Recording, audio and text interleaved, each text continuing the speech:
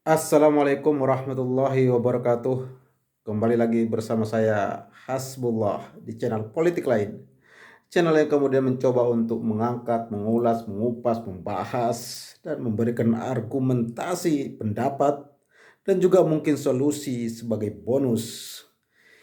Yang jelas channel ini tidak akan jauh-jauh daripada persoalan politik, karena memang channel ini adalah channel politik lain. Ya, dan kali ini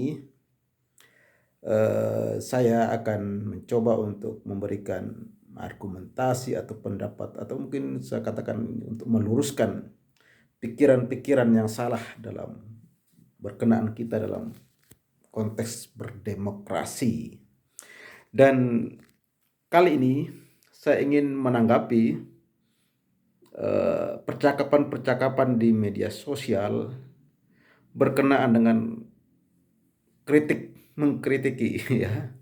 Jadi ada dua percakapan yang kemudian bagi saya perlu untuk saya luruskan. Yang pertama berkenaan dengan adanya pendapat atau ya semacam pernyataan bahwa dalam memberikan kritik itu harus ada solusi ya. Kalau ada orang yang kritik, jangan hanya sekedar kritik dong. Mana solusinya? Apalagi kritiknya itu terhadap seorang pemimpin berkenaan dengan kebijakan pemerintahan ya. Jadi itu yang pertama, kritik harus berikan solusi. Menurut saya ini adalah salah satu kesalahan yang masih kita gunakan, kita amalkan dalam percakapan-percakapan kita terhadap terhadap sebuah pemerintahan atau terhadap seorang pemimpin. Yang kedua masih berkenaan dengan kritik, yang menurut saya ini lebih fatal lagi kesalahan berpikirnya yang kemudian perlu untuk diluruskan, bahwa eh, mengkritik itu sama dengan membenci. Apalagi kalau Anda mengamati di media sosial, ketika Anda memberikan kritik terhadap pemerintahan Jokowi ataupun terhadap Jokowi itu sendiri. Kalau kritik terhadap pemerintahan Jokowi itu kita kritik terhadap kebijakan-kebijakannya. Kalau kritik terhadap Jokowi berarti kadang kita kritik terhadap janji-janjinya ya, atau sekedar menagih janji ya. Jadi atau kritik atau menagih janji. Kadang kita orang yang memberikan kritik itu langsung diberikan stempel oleh para pendukung atau pro pemerintah ya. Itu sebagai pembenci pemerintah atau pembenci Jokowi. Nah, ini sebuah kesalahan yang fatal. Yang perlu saya tanggapi pertama adalah soal apakah kritik itu memang harus dengan solusi. Saya katakan bahwa tidak perlu, karena itu bukan sebuah kewajiban bagi rakyat sebagai warga negara. Kenapa?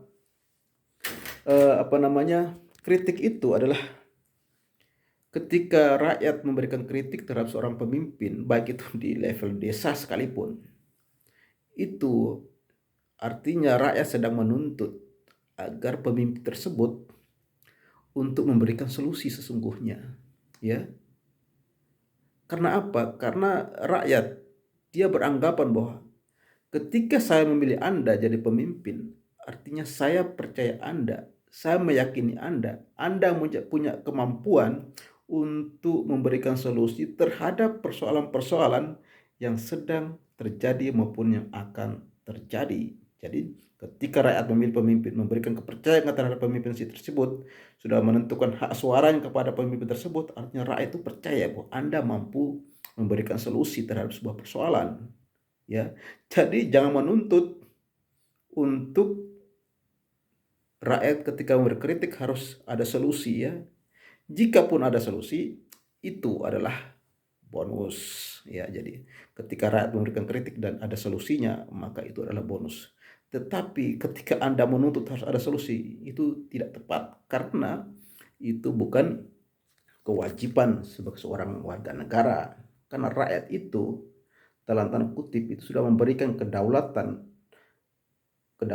itu kepada seorang pemimpin tersebut, yang kemudian pemimpin tersebut dianggap mampu untuk menyelesaikan masalah-masalah yang kemudian yang ada atau berkembang di tengah-tengah masyarakat, ataupun kebijakan-kebijakan pemerintah yang diambil kemudian bagi rakyat, sebagai rakyat itu tidak tepat, maka dia berikan kritik, dan itu adalah hal yang lumrah.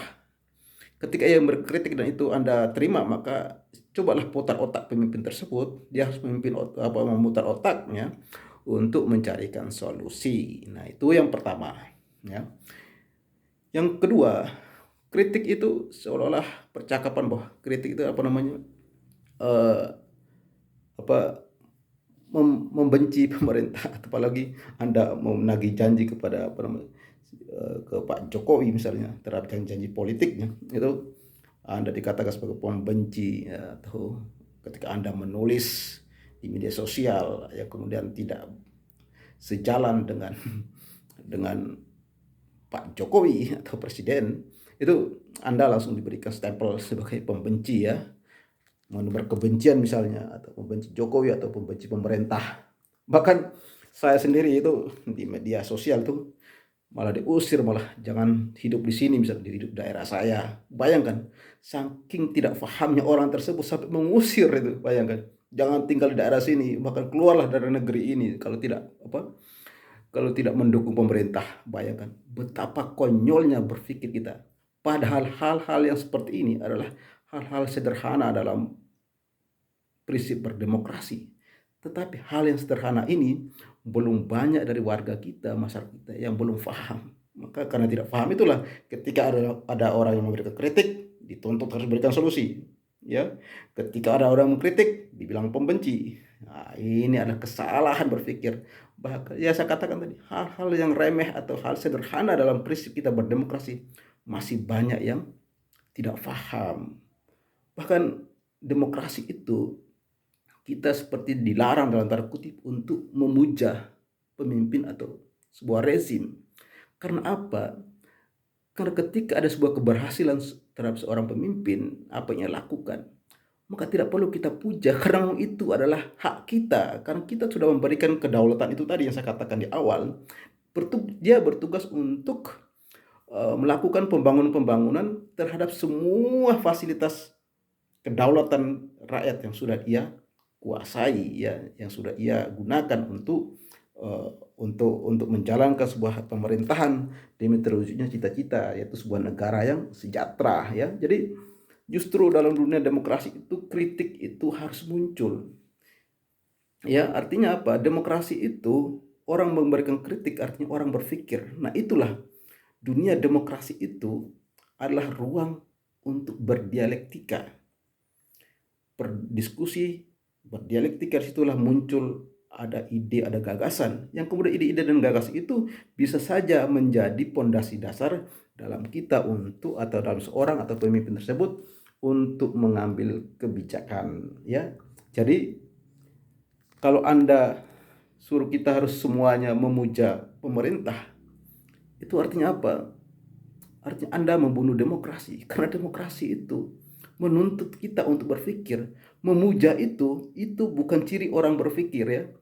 Memuja itu bukan ciri orang berpikir. Nah, orang yang kritis, orang yang memberikan kritik itu menandakan bahwa ia berpikir. Makanya ketika Anda suruh kita memuja, artinya kita dilarang untuk berpikir. Maka kalau kita mengambil kata-katanya Muhammad Iqbal, ilmuwan Pakistan, itu mengatakan bahwa berhenti berpikir berarti mati, ya. Jadi manusia kalau berhenti berpikir artinya itu sebuah kematian, ya. Maka kita dituntut berpikir. Begitupun dalam demokrasi, berhenti berpikir dalam demokrasi artinya matinya demokrasi, ya. Itulah mengapa demokrasi itu membuka ruang, bahkan mewajibkan kita untuk berdialektika. Dialektika itulah mengajar kita untuk berpikir, ya. Jadi kalau kita hanya memuja, itu bukan demokrasi namanya, ya.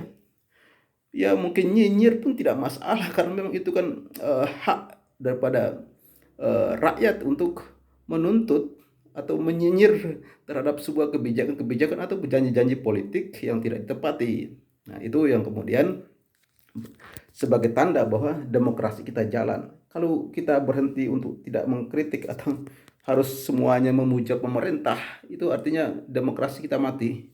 Lalu itu yang kemudian dikatakan atau dikhawatirkan oleh oleh Huntington bahwa kalau kita itu bisa munculkan apa yang disebut dengan reverse demokrasi, ya.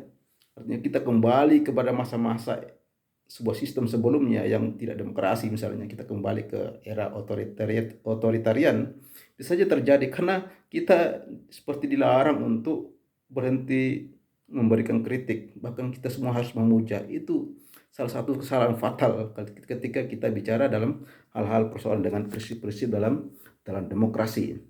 Bahkan seorang pemimpin atau para pendukungnya harus berterima kasih kepada orang yang memberikan kritik, ataupun berterima kasih kepada siapa yang kemudian nyinyir terhadap seorang pemimpin atau memberikan janji menagih janji terhadap seorang pemimpin atas janji-janji politiknya, karena disitulah ada kejujuran.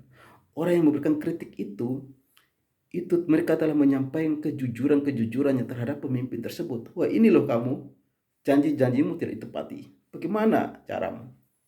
Atau sebuah kebijakan kemudian tidak sepihak dengan tidak pro terhadap masyarakat, lalu ada yang memberikan kritik. Justru itu adalah sebuah masukan yang harus Anda pikirkan, ya. Jadi sebuah kritikan dari lawan politik, ya, atau lawan bicaramu itu adalah guru terbaik, ya. Jadi kita nggak sadar bahwa lawan bicara adalah guru, dan siapa yang mengkritik kita adalah guru, karena orang yang mengkritik itu kadang yang keluar dari mulut adalah sebuah kejujuran itu. Nah, jadi kalau kalau jadi jangan sampai kemudian kita mengatakan bahwa mengkritik pemerintah itu artinya membenci, ya, tapi malah justru kita menyampaikan kejujuran terhadap seorang pemimpin tersebut. Makanya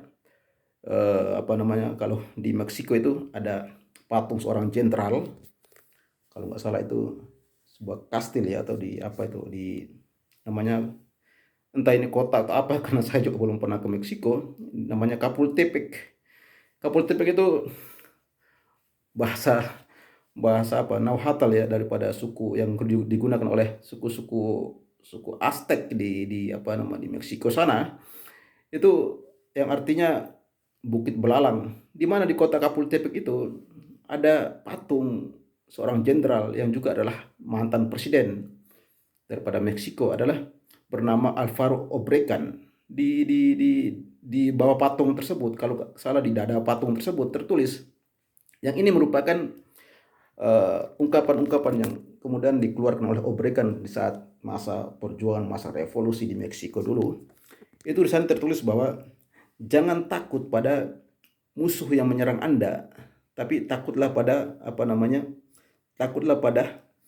kawan yang memuja dan menyanjung Anda. Nah, itu pernyataan Obregon ini, apa yang ditulis di dada Obregon ini, karena Obregon paham betul di masa atau di saat itu banyak orang yang kemudian memujanya, banyak orang yang kemudian menyanjungnya karena ingin mendapatkan sesuatu daripada kekuasaannya. Jadi kalau orang menyanjung, memuja, biasanya itu dia ingin, pertama, dia punya keinginan untuk hal pribadinya yang ingin ia capai daripada sebuah rezim atau pada pemimpin tersebut. Makanya kalau kita lihat di fenomena di negeri kita, kalau ada kemudian orang yang kemudian terus memuja itu biasanya menginginkan sesuatu. Sesungguhnya dia memuja tapi bukan untuk memberikan masukan positif kepada pemerintah atau pemimpin tersebut, tapi justru dia ingin mendapat sesuatu, ya, mungkin komisaris BUMN misalnya, ataupun jabatan-jabatan lain yang mungkin diada-adakan agar ada kedudukannya.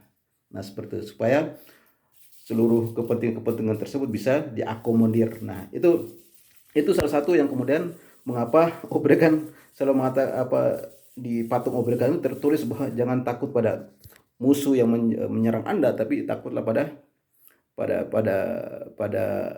kawan yang menyanjung atau yang memuja Anda, itu.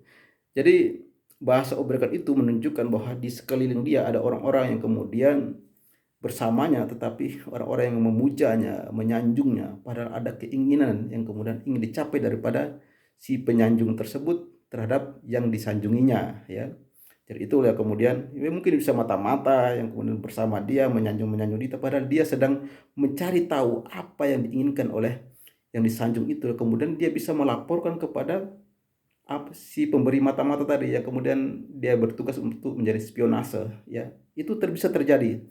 Nah itu yang kemudian kalau kita kembali ke sejarah perjuangan di negeri kita sendiri, khususnya di Kota Malang itu juga sama dulu. Jadi kita dulu ada mengenal namanya Londo Ireng ya, Belanda hitam, tapi itu sebuah apa namanya, itu yang kemudian diartikan bahwa itu menunjukkan bahwa dulu ada saudara kita sesama pribumi sama bangsa Indonesia ikut menjadi mata-mata ya, apa mata-matanya para kolonialisme daripada Belanda.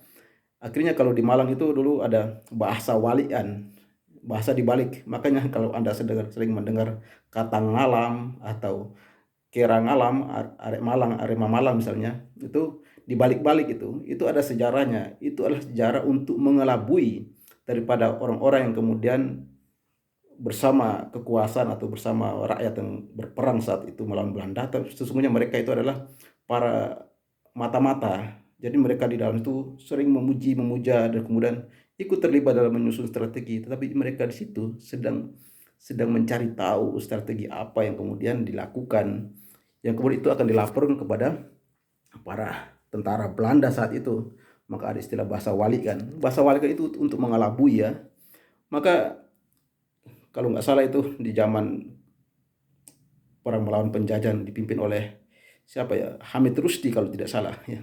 Ya, jadi Hamid Rusdi itu adalah salah satu pahlawan dari Malang yang sekarang kalau pernah ke Malang itu ada terminal namanya Hamid Rusdi itu apa namanya eh, apa pahlawan perjuangan juga yang kemudian di eranya dia lah istilah bahasa wali kan itu muncul karena itu tadi, karena adanya orang-orang di sekitarnya yaitu para spionase yang kemudian mereka membaur dengan masyarakat setempat, bahkan berbaur dengan pemimpin-pemimpin perang, kemudian dia ingin mencari tahu, mereka memuja-muja seorang pemimpin dan lain sebagainya, pada dia ingin mendapat sesuatu dari situ, yaitu bagaimana informasi itu bisa diberikan kepada kepada tentara Belanda. Ya begitulah. Jadi artinya apa?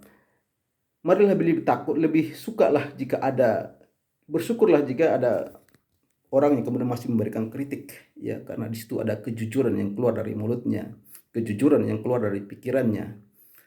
Jadi mereka bukan membenci, toh tidak ada untungnya juga membenci pemerintah, apalagi dalam konteks ini membenci Jokowi, apa gunanya? Tapi ketika ada orang yang menuntut janji politik yang sudah disampaikan, memberikan kritik dan lain sebagainya, itu hal-hal yang wajar. Itulah demokrasi bisa bisa hidup, karena demokrasi itu menghargai pikiran dan membutuhkan pikiran. Jangan sampai rakyat tidak berpikir. Jika rakyat tidak berpikir, maka matilah demokrasi itu.